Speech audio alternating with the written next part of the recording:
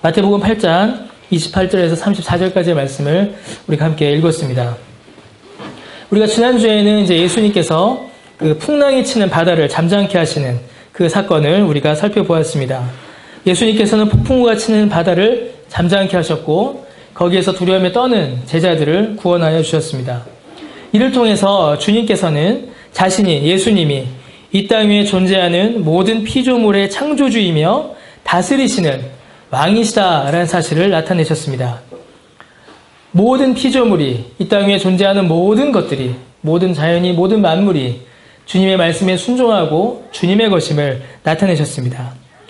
그러한 주님에게 제자들이 구원을 간구하였고 주님은 바다를 잠잠하게 하심으로 그들을 구원하셨습니다. 그들이 처한 위험과 어려움에서 주의 도움을 간구하는 이 믿음은 지금 우리의 기준에서 볼 때, 지금 우리의 신앙 수준에서 볼 때는 매우 훌륭하고 좋은 믿음이지만 주님 보시기에는 여전히 작은 믿음이었습니다. 주님께서 제자들에게 바라시는 그리고 제자들이 참으로 가져야 하는 그 믿음의 성장은 단순히 거기에서 그치는 것이 이제 아니었습니다. 여러분, 예수를 믿는다, 예수님을 믿는다라는 것이 무엇일까요?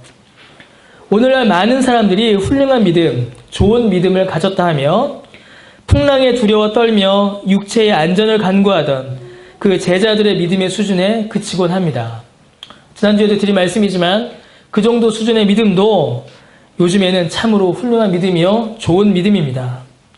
그러나 우리가 거기에서 멈추어서는 안 되고 그것이 주님이 기뻐하시는 믿음의 수준도 아닙니다.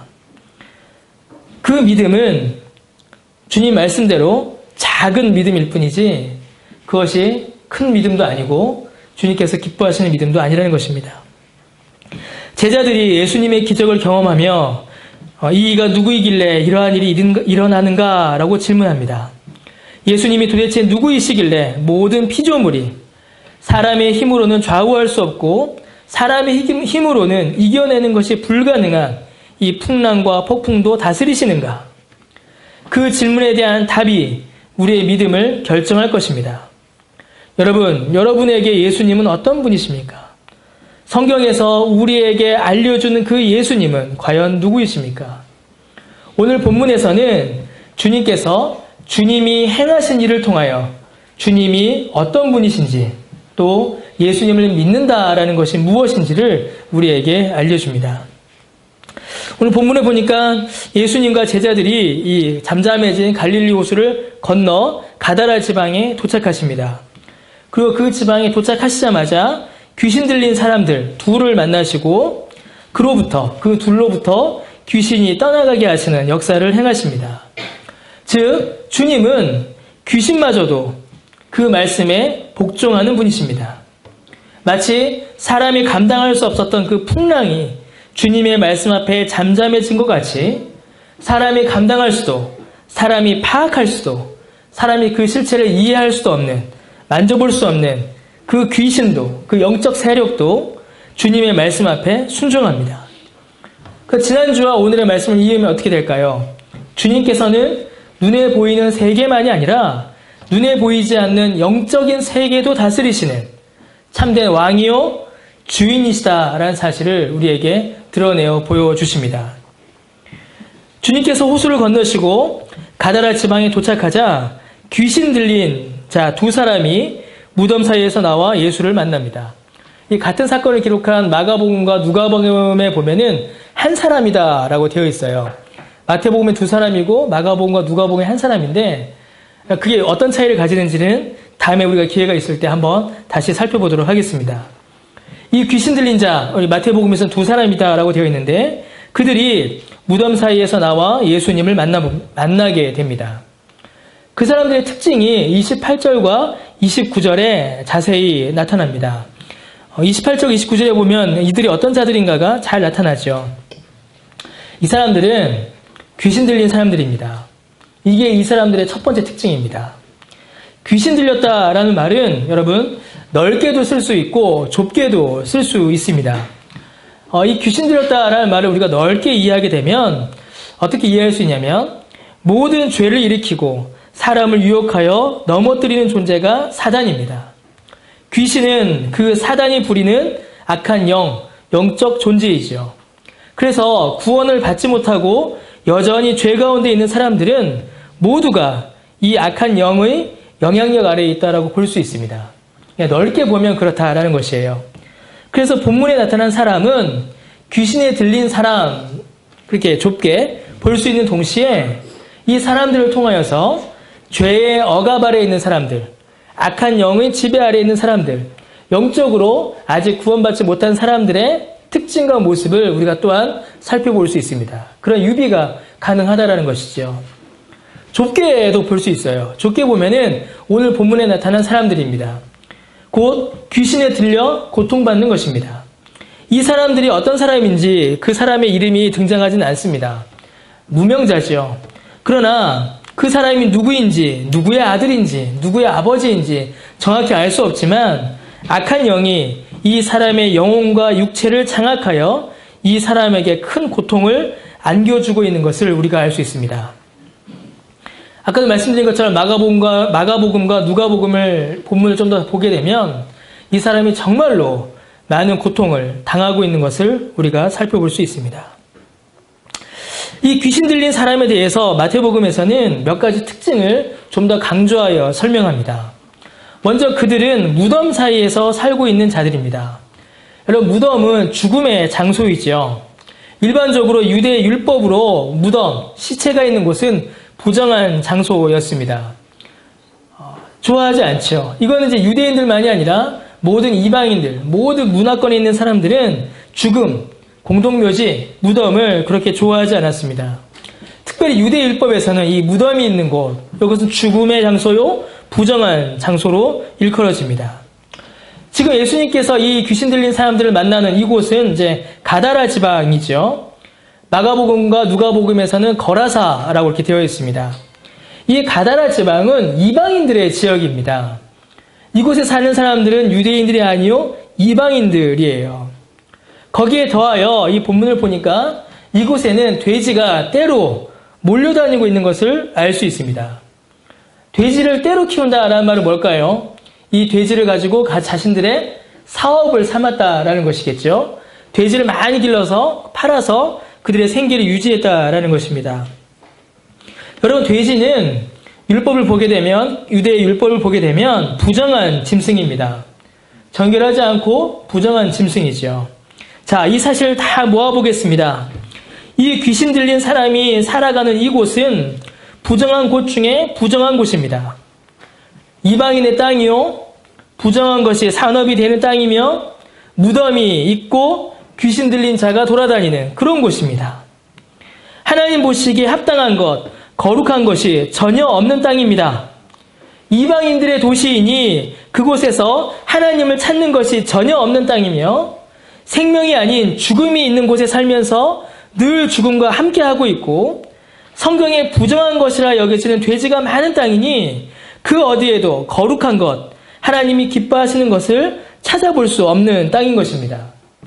그러니까 이 가다라 지방, 그리고 이 귀신 들린 사람들, 이게 나타날 때는 그저 그냥 이상한 사람이 동네에서 산다라는 그 의미 이상을 우리에게 알려주는 것이죠. 부정한 곳 중에 가장 부정한 것이요, 하나님을 찾지 않는 것이며 죄와 악한 영이 가득한 그 땅을 가리킵니다. 여러분, 어디와 비슷할까요? 오늘 우리가 살아가고 있는 이 땅과 같습니다. 다르지 않아요. 또 하나의 특징이 있습니다. 많은 사람들이 이 귀신 들린 사람들을 무서워했다라는 것입니다. 28절 후반부에 보니까 그들이 몹시 사나워 아무도 그 길을 지나갈 수 없었다라고 기록합니다. 귀신에 들린 그들의 상태가 매우 사납고 흉폭하여 사람들이 그들이 있는 곳으로 지나가지 않을 정도였다라는 것입니다. 이 귀신 들린 사람들이 살던 곳이 어차피 무덤가이니 사람들이 잘 지나지 않는 곳이었습니다. 거기에 그들이 매우 흉폭하였으니 사람들이 지나가기를 더욱 꺼려했을 것입니다. 귀신 들렸던 사람들이 매우 힘이 세고 폭력적이어서 사람들이 무서워했을 수도 있습니다. 여러분, 귀신, 악한 영의 특징이 그러합니다. 악한 영은 사람을 해야지 결코 사람을 이롭게 하지 않습니다. 여러분, 요즘에 봄이죠. 그래서 이사를 많이 합니다. 그런데 여러분 그런 거 보시는지 모르겠어요. 저희 집 주변으로 많은 이제 빌라들이 많습니다. 빌라촌이죠. 어느 날 집중적으로 이사를 많이 하는 날이 있어요. 무슨 날이죠? 그날이? 손 없는 날이라고 하죠. 여러분, 왜 손 없는 날 이사를 할까요? 손 없는 날 이사하면 좋기 때문이 아니에요. 손 있는 날 이사하면 해를 당하기 때문입니다. 복을 받기 위하여가 아니라 해를 피하기 위해서 그날에 이사하는 거예요. 이건 뭡니까, 여러분? 기쁨과 즐거움입니까? 두려움과 공포입니까? 두려움과 공포죠.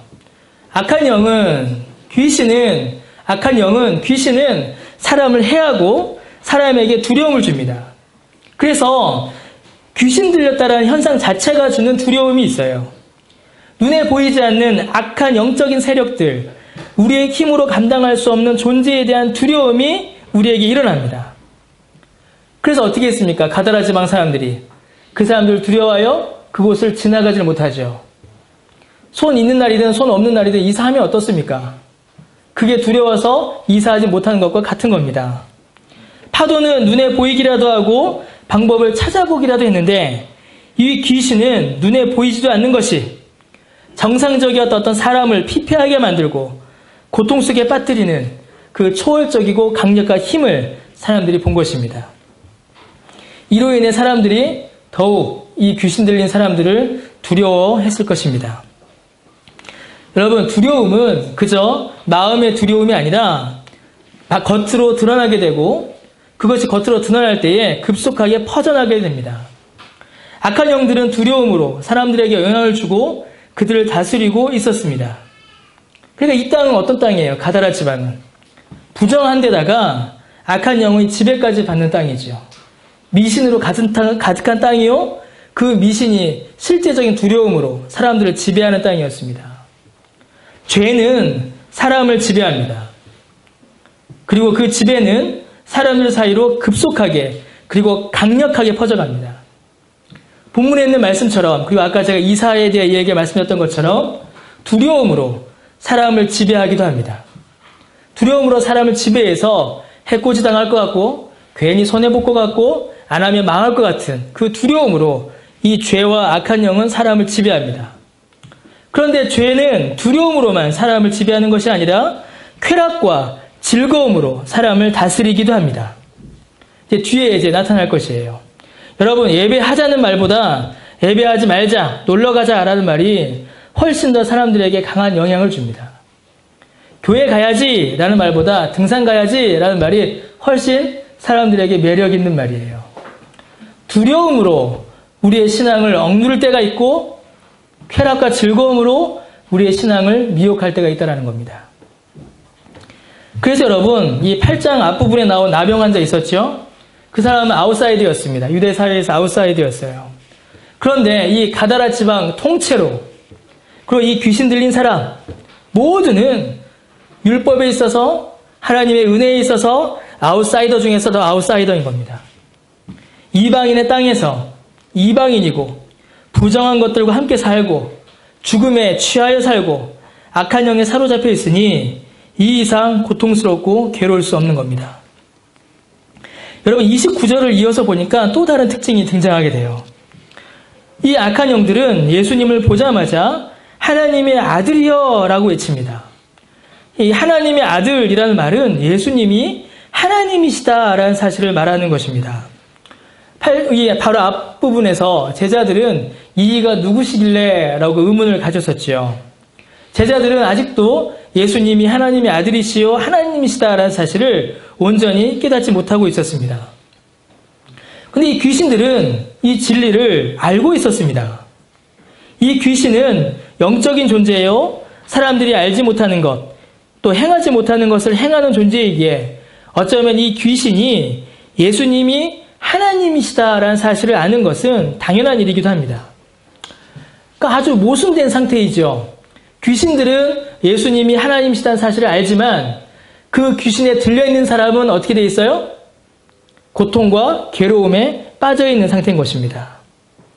아주 모순된 상태가 지금 일어나고 있는 것이에요. 이 귀신들은 예수님이 누구이신지 정확히 알고 있지만 결정적으로 그 귀신들은 예수님을 거부합니다. 예수님이 누구신지 정확히 알고 있지만 예수님이 누구신지에 대한 정확한 이해가 있지만 예수님을 받아들이지 않고 거부합니다. 예수님 앞에 이 귀신들은 우리가 당신과 무슨 상관이 있나이까? 때가 이르기 전에 우리를 괴롭게 하려고 여기 오셨나이까? 라고 말합니다. 이 말이 이제 매우 중요한 말입니다. 그들은 자신들이 예수님과 아무 상관없는 존재임을 밝힙니다. 지금까지 우리가 예수님과 아무 상관없는 존재였으니 이제 앞으로도 예수님과는 어떤 관계도 맺기를 거부하겠습니다. 라고 말하는 겁니다. 예수님이 하나님의 아들이신 것도 알고 그가 하나님이신 것도 알며 그가 눈에 보이는 세계와 보이지 않는 세계의 주인인 것도 알지만 예수님과는 아무 관계를 맺지 않겠다. 예수님과 우리는 아무 상관없는 상태로 지나겠다라고 말하는 겁니다. 철저히 예수님과는 상관없는 존재로 있기를 원한 것입니다. 여러분, 이게 정말 무서운 겁니다. 많은 지식을 갖고 있지만 성경에 대하여, 예수님에 대하여, 하나님에 대하여, 성령에 대하여 많은 지식을 가지고 있고 알고 있지만 예수님과 전혀 상관없이 살아가려는 사람들이 있습니다. 그것이 믿음이다라고 착각하지만 실제로는 예수님과 아무 관계 맺기를, 예수님이 자신의 삶에 어떤 영향도 주지 않기를 바라요. 예수님과 우리가 무슨 상관이 있나이까? 아무 관계없고 아무 상관없는 이 상태로 계속 유지하려는 그런 신앙이 있습니다. 그것은 예수 믿는 신앙이 아니에요. 자, 이 귀신들이 하는 말을 좀 더 살펴봅시다. 이 귀신들은 먼저 때가 이르기 전에 우리를 괴롭게 하려고 여기 오셨습니까? 라고 질문합니다. 여기서 말한 이 때가 이르기 전에 라고 할 때 이 때는 종말의 때를 가리킵니다. 곧 예수님께서 다시 오실 때에 모든 마귀의 세력이 어떻게 돼요? 영원한 심판에 빠져 무저갱에 갇히게 되죠. 이 귀신들은 심지어 주님의 재림의 때까지도 지금 알고 있는 겁니다. 주님이 다시 오시면 모든 사단의 세력이 무저갱에 갇힐 것임을 아는 것이에요. 그래서 지금 뭐라고 말하는 거죠? 예수님 아직 아니지 않습니까? 지금 이러고 있는 겁니다. 아직 제가 무저갱에 갇힐 때가 아직 아니죠. 라고 이렇게 말하는 거예요. 정확히 알고 있는 것입니다.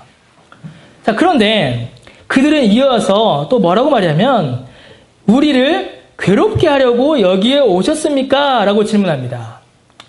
예수님 재림하시면 그때 우리가 무저갱에 가겠죠. 아직은 아닙니다. 그런데 왜 오셨습니까? 왜 굳이 지금 와서 우리를 괴롭힙니까? 라고 이렇게 말하는 겁니다.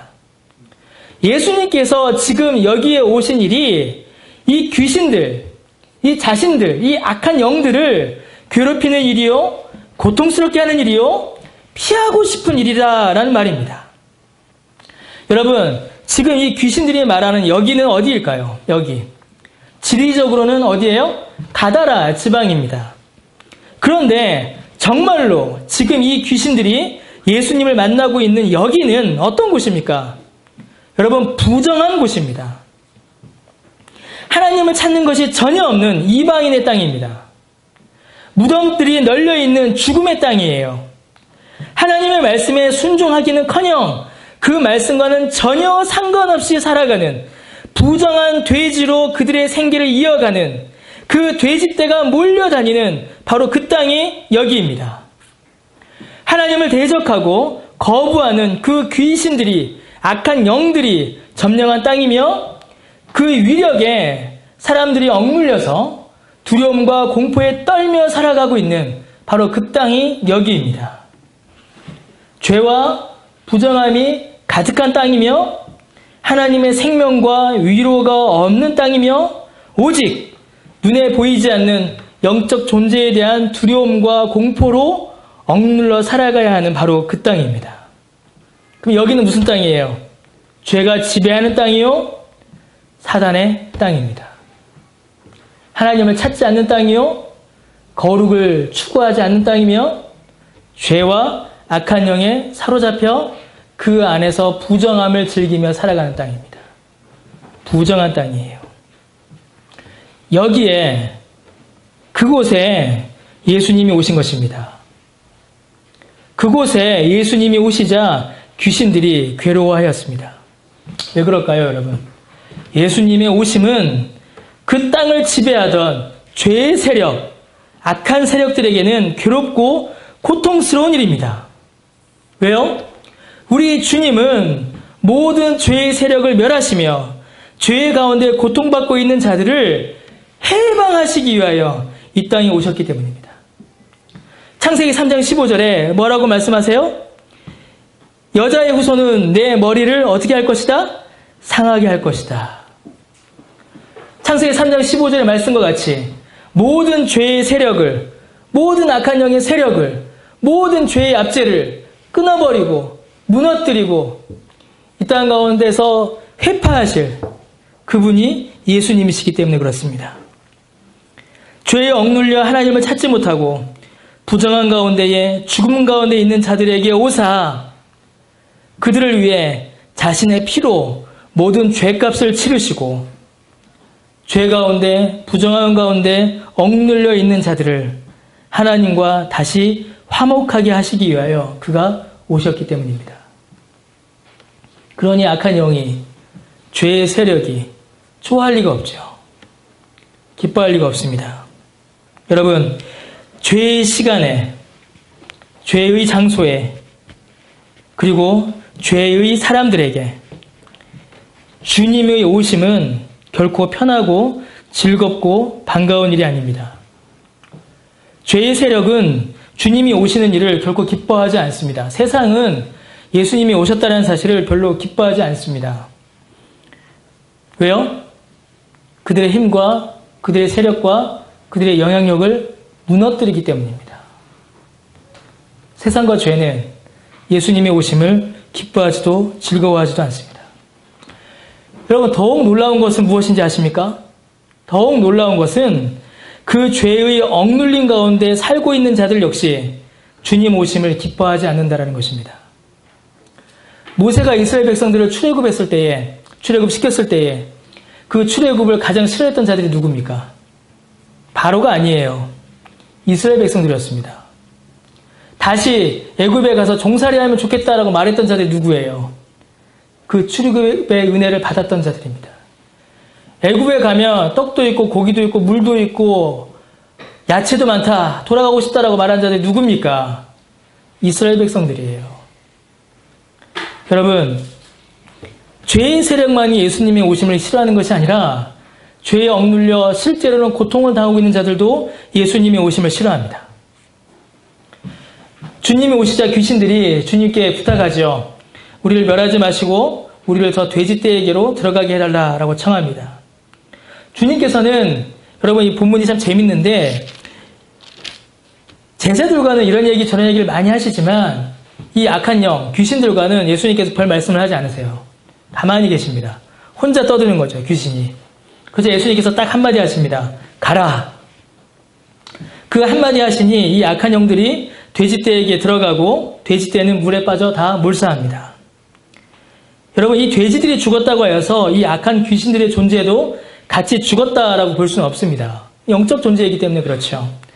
그러나 최소한 귀신 들려 고통받던 사람들이 이제는 풀려났고 더 이상 이 가다라 지방 사람들도 이 귀신 들린 자들로 인하여서 두려워해야 할 필요가 없어진 것입니다. 돼지떼가 없어지긴 했지만 부정한 것들이 사라진 것이죠. 돼지떼가 없어지긴 했지만 더 이상 실제로 그들의 눈에 보이는 귀신의 영향력은 사라진 것이에요. 이제는 좀 무덤가로 기분 좋지는 않지만 두려움 없이 좀 지나가도 되는 것이고 고통과 괴로움에 빠져서 힘들어하던 그 사람들도 이제 정상으로 돌아오게 된 겁니다.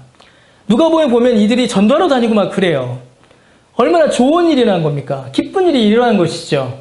이웃이 고통 가운데 있다가 놓여졌으니 이게 얼마나 좋은 일이에요. 그러나 가다라 지방 사람들은 기뻐하지도 않고 감사하지도 않습니다. 오히려 이 일을 이루신 주님에게 떠나달라라고 부탁합니다. 왜요? 그들에게는 주님의 오심이 괴롭기 때문입니다. 주님께서 오셔서 행하신 일이 그들을 괴롭게 하는 일이기 때문입니다. 왜 그럴까요? 그들의 욕심이, 그들의 죄가 여전히 주님을 받아들이지 못하고 있기 때문입니다. 귀신만이 예수님 우리가 당신과 무슨 상관이 있나이까 우리와 관계 가지지 맙시다라고 말하는 것이 아니라 이 가다라 지방 사람들도 예수님과 관계 맺기를 거부하고 있는 겁니다. 주님을 믿어 구원을 받아 새 생명으로 살아가는 그 영광스러운 구원의 은혜보다 돼지를 키워 그것이 부정한 것이든 정결한 것이든 아무 상관없이 내 이웃이 고통을 당하던 나음을 받던 아무 상관없이 그저 돼지를 키워 돈을 벌고 그것으로 먹고 사는 일이 그들에게 더 중요했기 때문입니다. 한 사람이든 두 사람이든 내 이웃이 악한 영에 사로잡혀 영혼과 육체가 고통을 당하고 자신들마저도 두려워하여서 그 길을 지나가지 못하는 그 두려움이 싫은 것이 아니라 그것이 두려운 것이 아니라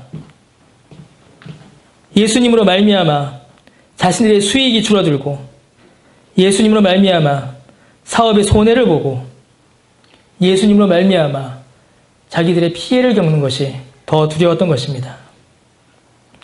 그들은 예수님의 오심이 반갑지 않았습니다. 지금까지 익숙하게 지내던 일들, 그것이 죄든 부정한 것이든 이웃이 고통을 당하든 유익을 누리든 아무 상관없이 그저 나에게 만족을 주며 그 안에서 살아가던 그 익숙한 것들, 그 익숙한 죄가 사라지는 일이 그들은 불편하다 못해 싫다 못해 두려웠던 것입니다. 예수님의 오심과 그의 역사와 그의 말씀이 오히려 그들을 괴롭게 하고 어렵게 한 것입니다. 그래서 그들은 무엇을 선택했나요? 무엇을 선택했나요? 죄를 쫓아내고 부정을 벗고 새 생명을 누리는 것보다 예수님을 그들 안에서 몰아내는 것을 그들은 선택했습니다. 여러분, 복음이 선포되는 일, 예수님을 믿는 일이 여러분에게 어떤 일입니까?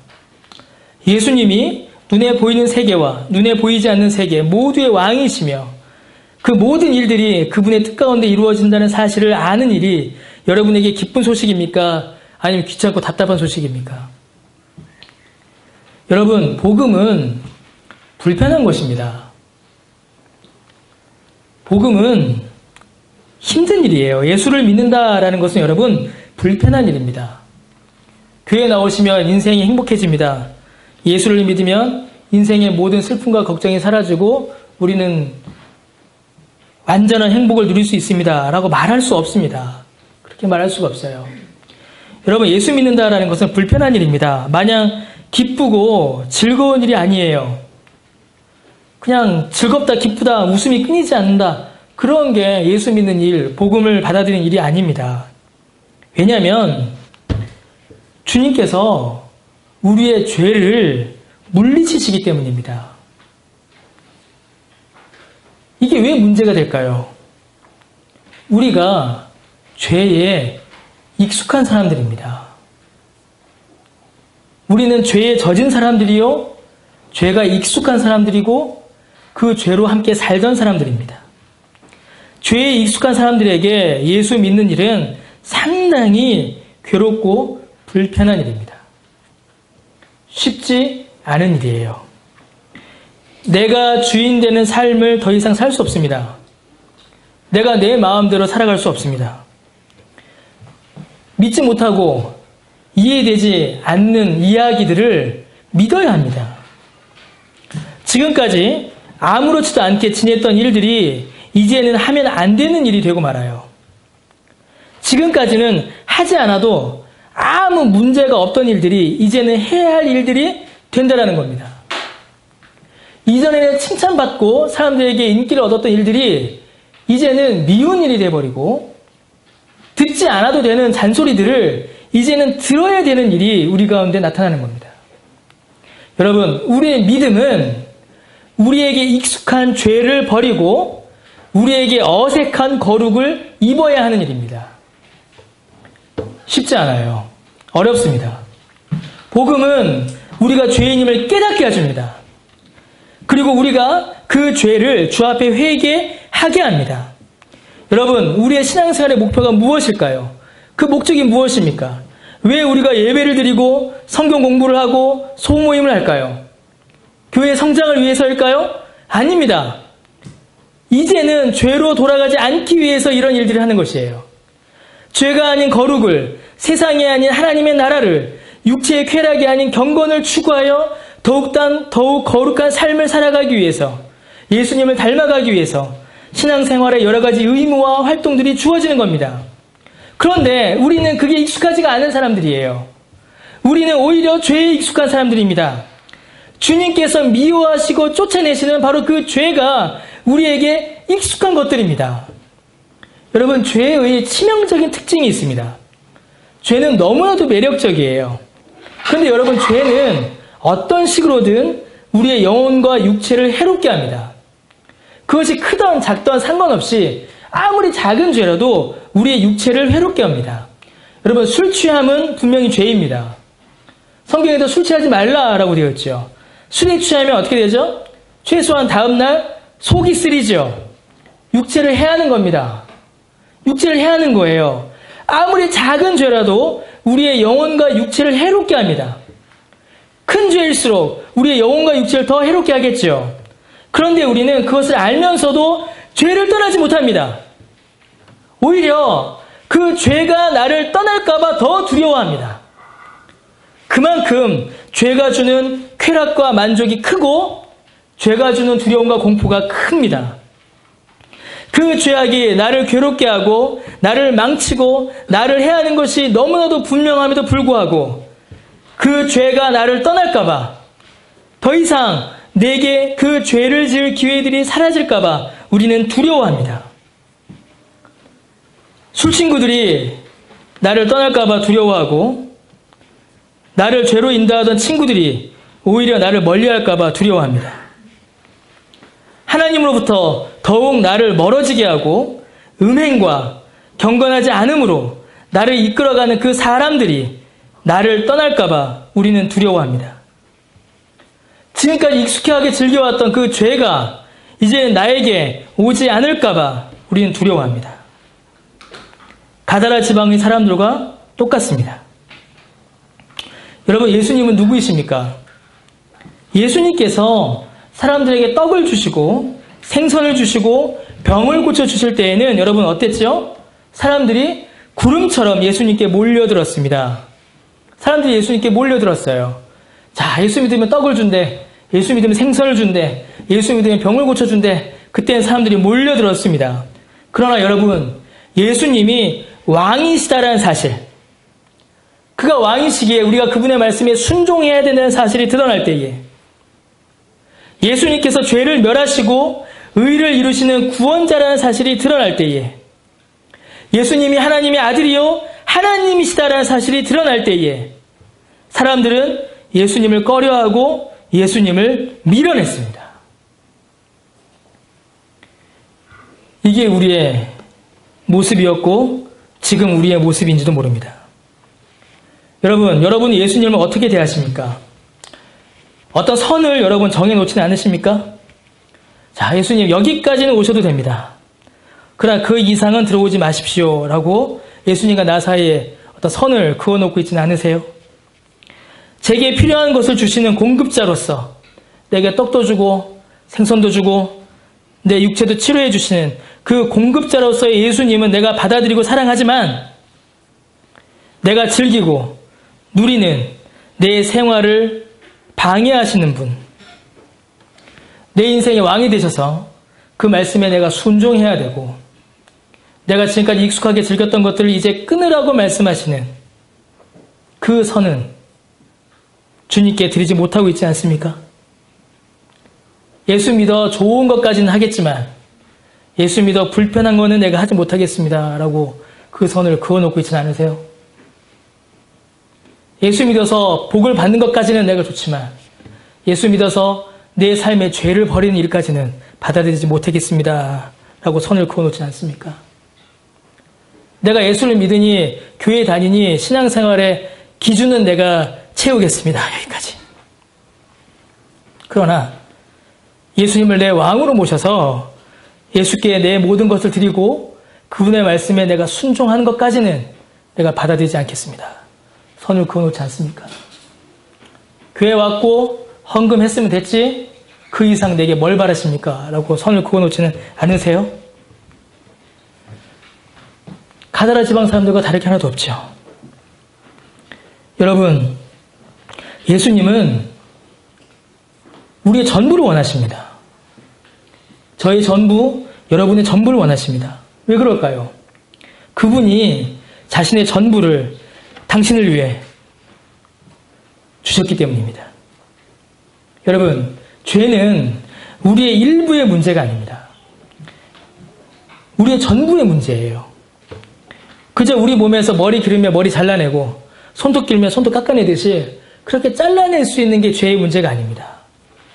죄는 우리의 전 인격의 문제요, 전 생활의 문제요, 전 삶의 문제입니다. 얼마나 죄가 전 인격적인지 우리가 완전히 죽었다가 다시 살아나야만 하는 문제입니다. 그래서 주님은 우리의 전부를 원하시고 주님의 전부를 우리를 위해 주셨습니다. 그럼에도 불구하고 우리는 왜 주저하고 있을까요? 왜 여전히 우리는 주님을 우리의 삶 가운데서 밀어내고 있을까요? 주님이 내 삶 가운데 들어오시는 그 일을, 내가 주님 안으로 들어가는 그 일을 밀어내고 멈칫거리고 선을 긋고 있는 겁니다. 왜요? 여전히 우리가 죄를 즐거워하고 있기 때문입니다. 여전히 우리가 죄에 익숙하기 때문입니다. 내 삶 가운데 죄를 즐길 만한 여지를 남겨놓고 싶기 때문입니다. 최소한 하나님을 밀어내고 다른 것으로 채우고 싶은 것이에요. 그래서 예수께 더 나아가지 않습니다. 예수님을 더욱더 받아들이지 않습니다. 예수님을 공급자요, 좋은 친구요, 거기까지는 받아들이지만 그가 나의 왕이요, 그가 나의 죄를 멸하시는 분이시다라는 것까지는 받아들이지 않습니다. 나름대로의 선을 정해놓고 그 선에 만족하면 됐다라고 끝나버리는 것이죠. 여러분, 하나님으로 채우는 것은 모든 것을 채우는 것입니다. 그러나 하나님을 밀어내고 다른 것으로 채우는 것은 모든 것을 잃어버리는 것입니다. 일부는 하나님으로 채우고 일부는 세상으로 채우는 것, 하나님을 채운 게 아니에요. 여러분, 자동차가 있어요. 자동차에 기름을 넣으면 어떻게 되죠? 그 기름이 아무리 적어도 차가 움직입니다. 그런데 자동차에 물을 넣어서 물로 채우거나 아니면 물과 기름을 섞어서 채우면 어떻게 되죠? 차가 나가기는커녕 망가져 버리는 것과 같습니다. 여러분의 삶을 무엇으로 채우시겠습니까? 여러분의 삶을 무엇으로 채우시겠어요? 여러분의 삶에서 하나님의 자리를 밀어내려고 하는 죄의 세력과 자신의 악한 본성과 여러분 맞서 싸우십시오. 지지 마세요. 선으로 악을 이기십시오. 죄에게 지지 말고 선으로 죄와 악을 이기십시오. 여러분, 모든 죄와 악을 멸하시는 주님의 능력을 의지하여 죄에 맞서십시오. 예수님을, 주의 말씀을 여전히 내 삶에서 밀어내려고 하는 죄의 유혹과 내 안에서 일어난 내 죄의 본성에 맞서 싸우십시오. 제발 날 좀 이겨줘. 나 그냥 싸우기도 전에 항복할게.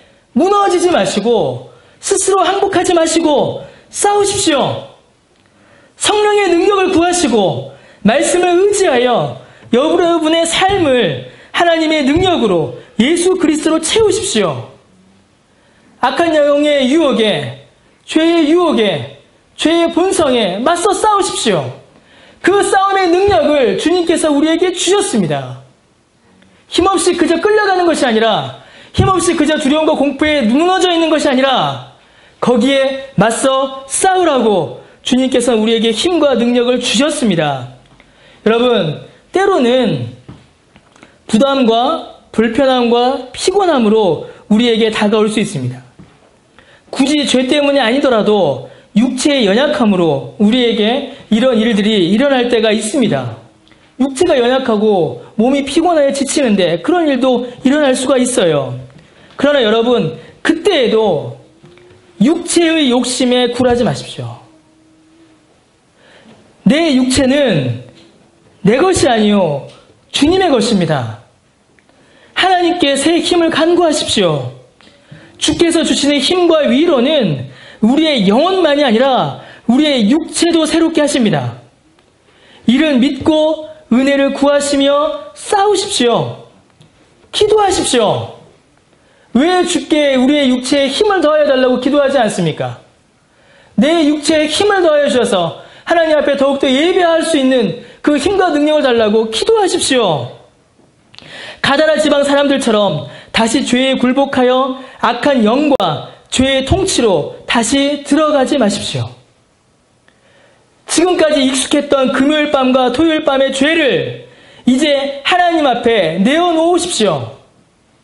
금요일도 토요일도 다 주의 날입니다. 주일만이 주일이 아니에요.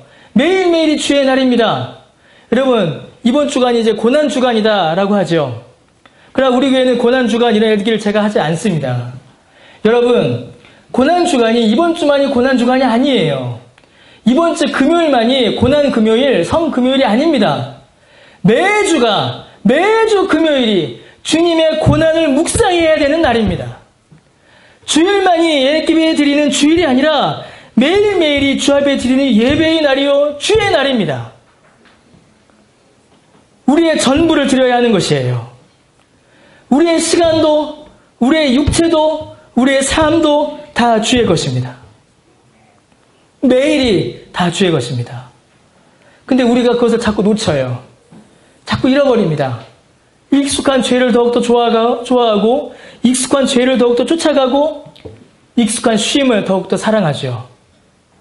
주의 말씀을, 주 앞에 예배하는 일을 더욱더 미워하고 더욱더 꺼려하고 더욱더 우리한테서 멀리합니다. 여러분, 여러분에게 맡겨진 교회의 직분을 결코 가볍게 여기지 마십시오. 여러분, 주 앞에 예배 드릴 수 있는 이 교회의 당을, 교회의 공적 예배를 결코 가볍게 여기지 마십시오. 지금 우리가 이렇게 편하게 예배 드리는 이 공적 예배를 드리기 위해서 초대교회 성도들은 살아있는 채로 짐승들에게 찢김을 당해야 했습니다. 이렇게 모여서 예배 드리는 이 예배를 주께서 우리에게 주시기 위하여 주님께서는 십자가에서 몸이 찢어지고 그 피를 다 흘리셨습니다. 교회 모든 예배와 성경 공부와 기도를 여러분 가볍게 여기지 마십시오. 주일 오후에 우리가 배운 하이델베르크 요리문답, 그 요리문답을 배우고 지키고 그것을 신앙 가운데 적용하기 위하여 수많은 믿음의 선배들이 자신의 목숨을 걸고 싸웠습니다. 여러분, 우리가 그저 편하게 이 자리에 앉아서 예배하는 것이 아닙니다. 우리가 여기까지 오는 동안에는 영원전부터 하나님의 계획과 섭리와 사랑이 있었고 예수 그리스도의 십자가의 그 고난의 사역이 있었고 초대교회 사도들과 성도들의 고난이 있었습니다.